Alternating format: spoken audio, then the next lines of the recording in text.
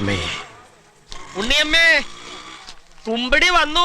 രക്തസാക്ഷി ഫണ്ട് നാട്ടുകാരെ നിന്ന് പിരിവെടുത്താണല്ലോ പയ്യന്നൂരിൽ ഇപ്പൊ കുഞ്ഞികൃഷ്ണൻ മത്സരിക്കുന്ന അതിന്റെ പേരിലല്ലേ. രക്തസാക്ഷി ഫണ്ട് കട്ടെടുത്ത അവിടുത്തെ MLA അടക്കമുള്ളവർക്ക് വീണ്ടും സീറ്റ് കൊടുത്തില്ലേ? അതിനെ കുറിച്ചുള്ള കണക്ക് പുറത്തുവിടാൻ പറ്റില്ല എന്നല്ലേ ജില്ലാ സെക്രട്ടറി പറഞ്ഞേ? എന്താ സംഭവം അറിയില്ല, ഞാനിപ്പോ എത്തിയുള്ളൂ. ഇന്നും കിട്ടിയില്ലേ? കിട്ടി. എന്തായിരുന്നു വിഷയം? മുഖ്യമന്ത്രി ഉദ്ദേശിച്ചത് എന്താണ്? സംവാദത്തിന് ഉണ്ട് എങ്കിൽ അത് നല്ല കാര്യം എന്ന് പറയുകയും ഇപ്പോഴെങ്കിലും അതിന് തയ്യാറായല്ലോ എന്ന് പറയുകയും ചെയ്തിടത്തുനിന്ന് FB-യിലൂടെ ഫേസ്ബുക്കിലൂടെയുള്ള ഒരു സംവാദമാണ് ഉദ്ദേശിച്ചത് എന്ന് പറയുമ്പോൾ മനസ്സിലാക്കേണ്ടത് എന്താണ്? മുഖ്യമന്ത്രി ഫേസ്ബുക്കിൽ കുറിച്ചത് നിരവധി വിഷയങ്ങൾ ഉന്നയിച്ചിട്ട് ഈ വിഷയങ്ങളിൽ സംവാദമാകാം എന്ന് തന്നെയാണ്. ഡീൽ എന്ന് പറഞ്ഞ് യൂത്ത് കോൺഗ്രസ് ഏറ്റവും ആദ്യം KPCC പ്രസിഡന്റും അതുപോലെ തന്നെ പ്രതിപക്ഷ നേതാവും അവർ ഫേസ്ബുക്കിലൂടെയും അല്ലാതെയും എല്ലാം ഒരു ആരോപണം ഉന്നയിച്ചു മാധ്യമങ്ങൾക്ക് മുന്നിൽ. നാശത്തിലേക്കാ നിങ്ങൾ പോകുന്നത്, അത് ഞങ്ങൾ അങ്ങ് സഹിച്ചു. അതിന് കൃത്യമായിട്ടുള്ള മറുപടി മുഖ്യമന്ത്രി കൊടുത്ത് ആദ്യമായി ഡീലിന് നേതൃത്വം കൊടുത്തത് ആരാണ്? രണ്ടാം നിയമസഭാ തെരഞ്ഞെടുപ്പ് നടന്ന 1960 എന്താ സംഭവിച്ചത്, 78 എന്താ സംഭവിച്ചത്, 77 എന്താ സംഭവിച്ചത്, കൃത്യമായി അതിന് മറുപടി കൊടുത്തു. അതേപോലെ ഉയർന്നു വന്ന നിരവധി വിഷയങ്ങളുണ്ട്. ഇതെല്ലാം പല രൂപത്തിൽ ഈ കേരളത്തിൽ സംവാദാത്മകമായിട്ട് മാറുമ്പോൾ അവസാനം അതിൽ നിന്ന് ഓടി ഒളിക്കുന്നതും ഇന്നലെ പറഞ്ഞത് ഇന്ന് തിരുത്തി പറയുന്നതുമെല്ലാം കോൺഗ്രസ് ആണ്. ഈ വേണ്ടാത്ത കാര്യങ്ങൾ പറയല്ലേ. ഞങ്ങൾ ഇപ്പോഴും ചോദിക്കുന്നു, ഈ കഴിഞ്ഞ 10 കൊല്ലം ഞങ്ങളുടെ ഏതെങ്കിലും ഒരു ഭരണ വൈകല്യം ചൂണ്ടിക്കാണിക്കൂ. ഭരണ വൈകല്യമാണല്ലോ ഭരണവിരുദ്ധ വികാരമുണ്ട് എന്നതിലേക്കൊക്കെ ചിത്രീകരിക്കപ്പെടുന്നത്. ഞങ്ങൾ പറഞ്ഞ പ്രകടന പത്രികയിൽ പാലിക്കപ്പെടാത്ത ഒരു വാക്കിനെ കുറിച്ച് നിങ്ങൾ ചൂണ്ടിക്കാണിക്കേ. ഏതെങ്കിലും ഒരു വാഗ്ദാനം ഇത്ര ആയിട്ടില്ല എന്ന് ചൂണ്ടിക്കാണിക്ക്. അപ്പൊ ഞങ്ങൾക്ക് അതിന് മറുപടി പറയാം. ഏതെങ്കിലും പൂർത്തിയായി ആക്കാൻ ഞങ്ങൾക്ക് പറ്റിയിട്ടില്ലേ? അതിന് പിന്നിൽ കാരണങ്ങളുണ്ടോ?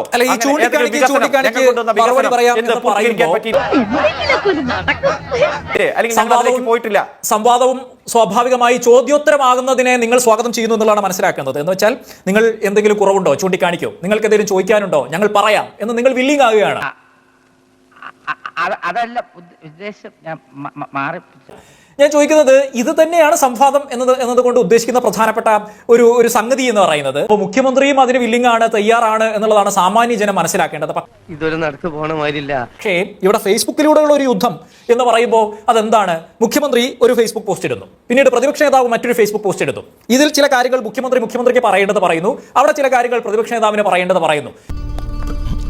എവിടെ പോണു? വെള്ളം കുടിക്കും. അതായത് അടിസ്ഥാനപരമായ ചോദ്യങ്ങൾക്ക് ചിലപ്പോൾ രണ്ടുപേരും മറുപടി പറഞ്ഞോളണം എന്നില്ല. പക്ഷെ നേരിട്ടിരുന്നത് ഇപ്പോൾ നമ്മൾ നടത്തുന്ന പോലെ ഒരു സംവാദമാണെങ്കിൽ, അല്ലെങ്കിൽ ഒരു മേശയ്ക്ക് ചുറ്റും അപ്പുറവും ഇപ്പുറവും നടത്തിക്കൊണ്ടിരിക്കുന്ന ഒരു സംവാദമാണെങ്കിൽ നമുക്ക് ചോദിക്കാൻ പറ്റും, അവിടെ പറയാൻ പറ്റും.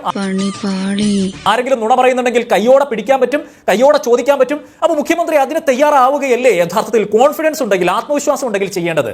അങ്ങനെ ഒന്നല്ല ഞാൻ ഉദ്ദേശിച്ചത് എന്ന് പറയുന്നത് എന്തിന്റെ അടയാളമാണ്? അത് ഉത്തരം പറ. നിങ്ങൾ തെറ്റിദ്ധരിപ്പിക്കുകയാണ്. അങ്ങനെയൊന്നുമല്ല ഞാൻ ഉദ്ദേശിച്ചത്. ഏതെങ്കിലും തരത്തിൽ ഒരു ഓപ്പൺ സംവാദം, റോഡ് സൈഡിൽ നിന്നുള്ള സംവാദോ, നമ്മൾ ഇങ്ങനെ ചാനലിൽ ഇരിക്കുന്നത് പോലെ ഒരു സംവാദോ ആകാം എന്ന് മുഖ്യമന്ത്രി പറഞ്ഞോ? ഇതെല്ലാം ഡിബേറ്റബിൾ പോയിന്റ് ആണ് എന്ന് പറഞ്ഞാൽ അത് ഇത്തരത്തിൽ മുഖാമുഖം നിന്ന് സംവാദമാണ് എന്ന തരത്തിലേക്ക് മാധ്യമങ്ങളും പ്രതിപക്ഷ നേതാവും ചിത്രീകരിച്ചാൽ അത്തരത്തിലേക്ക് മുഖ്യമന്ത്രി ഓടി ഒളിക്കുകയാണ് എന്ന ഒരു ഹെഡിങ് ഇപ്പൊ നിങ്ങൾക്ക് കൊടുക്കാൻ വേണ്ടിയിട്ടുള്ള ഒരു അവസരമായിട്ട് അതിനെ കാണാൻ കഴിയുമോ? ഈ ചോദ്യമൊക്കെ ചർച്ചാ മണ്ഡലത്തിലുണ്ട്, ഈ ചോദ്യമൊക്കെ സംവാദ വേദികളിലുണ്ട്. ഈ ചോദ്യങ്ങൾക്ക് നിങ്ങൾക്ക് സ്വീകാര്യമാണോ അല്ലയോ എന്നുള്ളതല്ല, ഈ ചോദ്യങ്ങൾക്ക് അവർ അവരുടേതായ മറുപടി പറയുന്നുണ്ട്. ഇതൊരു നടക്ക് പോണ ലക്ഷണില്ല. അതുപോലെ അവർ നിങ്ങളോട് ഉയർത്തുന്ന ചോദ്യങ്ങൾക്ക് അവർക്ക് സ്വീകാര്യമാണോ എന്നുള്ളതല്ല, നിങ്ങൾ നിങ്ങളുടേതായ മറുപടിയും പറയുന്നുണ്ട്.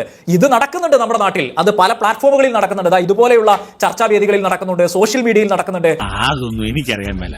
താങ്കൾ ഉൾക്കൊള്ളുന്ന വക്താക്കൾ സംസാരിക്കുന്നുണ്ട്, പാർട്ടി നേതാക്കൾ പല വേദികളിൽ പ്രസംഗിക്കുമ്പോഴൊക്കെ ഈ മറുപടി വരുന്നുണ്ട്. പക്ഷേ പ്രതിപക്ഷ നേതാവ് അല്ലെങ്കിൽ പ്രതിപക്ഷ നേതാവുമായി സംവാദം, മുഖ്യമന്ത്രി എന്ന നിലയ്ക്കുള്ള ചർച്ചകൾ ഇവിടെ നടക്കുന്നുണ്ട്. 6-5 മാസം മുൻപ് ഒരു തവണ ഒരു ഇടവേളയ്ക്ക് മുമ്പ് ഇങ്ങനെ നടന്നിരുന്നു. ഇങ്ങനെ പോയാൽ സംഗതി കുഴയും. ഇത് ഉണ്ടാകുമോ ഇല്ലയോ എന്നുള്ളത്. ഇപ്പോൾ വീണ്ടും ഈ തെരഞ്ഞെടുപ്പിന്റെ ഈ മൂർധന്യാവസ്ഥയിൽ അങ്ങനെ ഒരു ചോദ്യം മുഖ്യമന്ത്രിയിൽ നിന്ന് വരുന്നു. പ്രതിപക്ഷ നേതാവ് അത് ഏറ്റെടുക്കുന്നു. തീയതിയും സ്ഥലവും സമയവും വിഷയവും നിങ്ങൾ പറഞ്ഞോളൂ എന്ന് മുഖ്യമന്ത്രിയോട് അങ്ങോട്ട് പ്രതിപക്ഷ നേതാവ് പറയുന്നു. മുഖ്യമന്ത്രി ഇത് പറഞ്ഞില്ല എന്ന് പറഞ്ഞ് പ്രതിപക്ഷ നേതാവ് വീണ്ടും അത് പരിഹസിക്കുന്നു, ട്രോളുന്നു. മുഖ്യമന്ത്രി ഇന്ന് പറയുന്നു ഞാൻ ഉദ്ദേശിച്ചത് ഇങ്ങനെയാണ് എന്ന് പറയുന്നു. അതൊക്കെ ഗോപാലകൃഷ്ണൻ ഒരു നമ്പറല്ലേ? മനോരമ ചാനലിന്റെ പ്രേക്ഷകരായിട്ടുള്ള മുഴുവൻ മനുഷ്യർക്കും, അതിൽ മാർക്സിസ്റ്റ് പാർട്ടിക്കാരടക്കമുള്ള ആളുകൾ, അത്ര സാമാന്യബോധം നഷ്ടപ്പെടാത്ത സകല മാർക്സിസ്റ്റ് പാർട്ടിക്കാർക്കും ഈ കാര്യം മനസ്സിലായിട്ടുണ്ട്. മുഖ്യമന്ത്രി ഓടിയതാണ്. അരുൺകുമാർ പറഞ്ഞത് പ്രകാരമാണെങ്കിൽ മുഖ്യമന്ത്രി സംവാദത്തിന് തയ്യാറാണെന്ന് പറഞ്ഞിട്ടില്ലല്ലോ, അല്ലെങ്കിൽ ഈ പറഞ്ഞ ഫേസ്ബുക്ക് സംവാദമാണ് ഉദ്ദേശിച്ചത് എന്നൊക്കെ ഇപ്പൊ പറഞ്ഞാൽ പോരാ. നിങ്ങൾ ഈ എഴുതി കൊടുക്കുന്ന കുറെ ആളുകളുണ്ടല്ലോ, ഈ തുണ്ടുകടലാസ് എഴുതി കൊടുക്കുക നോക്കി വായിക്കാൻ വേണ്ടി, അതിലെങ്കിലും പറഞ്ഞുകൂടായിരുന്നോ? അതിനുശേഷം ഫേസ്ബുക്കിലൂടെയാണല്ലോ സംവാദത്തിന് യുദ്ധത്തിന് ക്ഷണിക്കുന്നത്. ഫേസ്ബുക്കിൽ അദ്ദേഹം അതിനുശേഷം പോസ്റ്റ് ഇട്ടല്ലോ, ഇല്ലേ?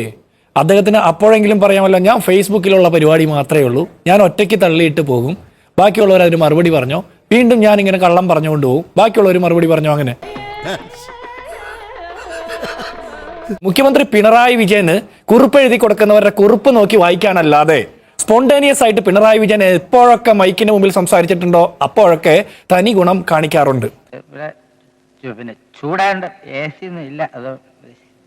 അദ്ദേഹത്തിന്റെ വാഗ്വിലാസങ്ങളൊക്കെ പുറത്തെടുക്കാൻ പറ്റും, അദ്ദേഹത്തിന്റെ തനി സ്വഭാവം കാണിക്കും. മുഖ്യമന്ത്രി പിണറായി വിജയൻ ആരാണ് എന്ന് കൃത്യമായിട്ട് പൊതുസമൂഹത്തിന് അറിയാം.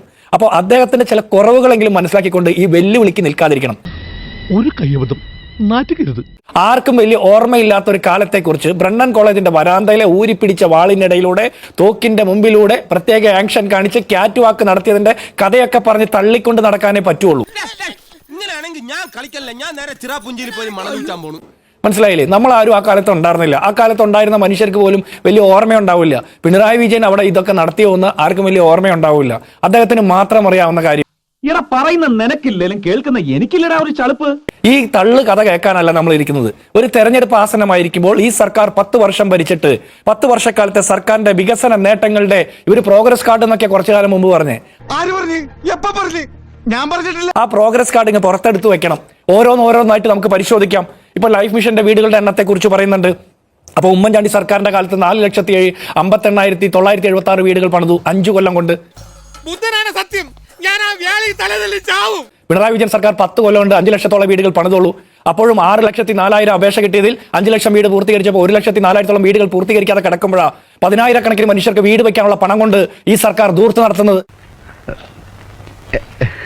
പിണറായി വിജയൻ ഒളിച്ചോടിയത് അദ്ദേഹത്തിന്റെ തന്ത്രമാണ്. അദ്ദേഹം ഇന്നലെ ആകാശത്തേക്ക് പോയ ഹൈഡ്രജൻ ബലൂൺ, ആ ഹൈഡ്രജൻ ബലൂൺ ആകാശത്തേക്ക് പോയിട്ട് ഇതുവരെ പിണറായി വിജയൻ താഴേക്ക് ലാൻഡ് ചെയ്തിട്ടില്ല. തള്ളുമ്പോൾ ഒരു മയത്തിനൊക്കെ തള്ളണം. സംവാദത്തിന് തയ്യാറാണെന്ന് പറഞ്ഞു. സ്ഥലവും സമയവും കുറിച്ചോളം പ്രതിപക്ഷ നേതാവ് പറഞ്ഞു. അവസാനം അദ്ദേഹം പറയാം ഫേസ്ബുക്കിലാണെന്ന്. അദ്ദേഹം ഫേസ്ബുക്കിൽ കുറിപ്പിടുന്നതിനെ കുറിച്ചല്ല ഞങ്ങൾ പറയുന്നത്. അദ്ദേഹം ഈ അടുത്ത ദിവസങ്ങളിൽ ഇട്ട കുറിപ്പുകളിലൊക്കെ കള്ളമുണ്ട്. സത്യമാണെങ്കിലും എനിക്ക് അംഗീകരിച്ചു കൊടുക്കാൻ പറ്റുമോ? പച്ചക്കള്ളമുണ്ട്. അത് ഫാക്ച്വലായിട്ട് നമ്മൾ തെളിയിച്ചിട്ടുള്ളതാ, പ്രൂവ് ചെയ്തിട്ടുള്ളതാ. അപ്പൊ അതല്ല ഇവിടുത്തെ പ്രശ്നം. ഞങ്ങൾക്ക് നിർബന്ധമില്ലെന്നേ പിണറായി വിജയന്റെ മുഖം കണ്ട് അതിന്റെ മുമ്പിലിരുന്ന് പ്രതിപക്ഷ നേതാവ് അധികം നേരം സംസാരിക്കുന്നത് ഞങ്ങൾക്കൊരു നിർബന്ധമില്ല. ഇനി 5-8 ദിവസമേ ഉള്ളൂ തെരഞ്ഞെടുപ്പിന്. ആ തെരഞ്ഞെടുപ്പിന് മുമ്പ് ഇദ്ദേഹത്തോട് തർക്കിച്ച് ഞങ്ങൾക്ക് സമയം കളയാനൊന്നുമില്ല. അപ്പോൾ പോലും നിരന്തരം വാടാ വെല്ലുവിളിക്കുകയാണ്. വല്ലാത്ത തലവേദന, ഞാനൊന്ന് കിടക്കട്ടെ. സംസാരിക്കുക, സംവദിക്കുക, ചോദ്യങ്ങൾ ചോദിക്കാനുണ്ട്, പറയാനുണ്ട്. ഞങ്ങൾ റെഡിയാ. പിണറായി വിജയൻ തീരുമാനിക്കത്തില്ലേ ഏത് ചോദ്യങ്ങൾക്കും തയ്യാർ.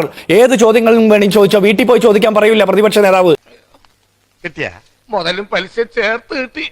ആരും കണ്ടില്ല. വാ, തൽക്കാലം ഇത്രയും മതി. വരട്ടെ.